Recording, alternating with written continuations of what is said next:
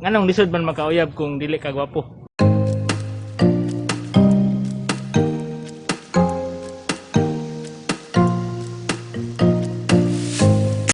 Hi guys, I'm here with my friends. Karon mga tanan yung sa Gunsa. Good.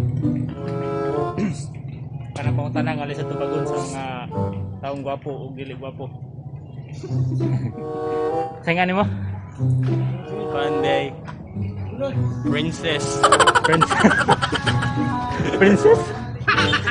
Kanang pure kang ngalan nimo, set nang ngalan nimo. Nalimot ko. Una nga pangutana. Nganong lisod man makauyab kung dili ka gwapo? Wow! Kana nga pangutana, dugay ra ginanaw na ibawan. Ngano man sa may tubagan na di. Subag na pamili sila gwapo. Alam girls, mamili ko na magwapo. Nod na ba legit na Sino siya. na ba? Basi na. Nod na siya bay. Eh ang mga seryoso, agi-takwi lang din mito. Ay, my God. Ay, Ana na sila bay. Lagi na sakit sa part bay. so kamo girls. Kung na manguyab niyo nga dili gwapo. Sugtapod bisag tulo ka adlaw ra gud. Dapat sugton po ninyo bahalag tulo ra ka adlaw kay maluoy pud mo. Ikaw pre, Sabay mo pumunta na sa ako. anong lisod man makauyab ning dili gwapo? Ganong lisod makoyab nga.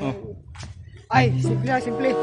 Simple kay karon nga generation ang basihan ng gidnaw. Now, So kung ikaw medyo apiki ka. Parehana. Actually, gwapo gyud ko. Apangita pa sila sa mas ko. Ana gina sila bay. Gago kay. Gwapo mo na koy kata.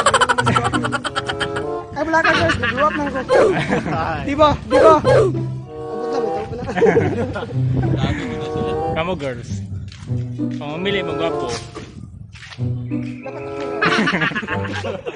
Dapat ako. ano daw? Bitaw. Eh, Anong piliyon man ginang gwapo niya girls ha? Ikaw pre, anong piliyon mo Hindi sa sila ng gwapo? gusto seryoso, tas loyal. Gwapo talaga eh. Kaya kasagara bitaw sa mga babae nga nasakitan, o kung karon makakita ka sa ng uyab, gwapo.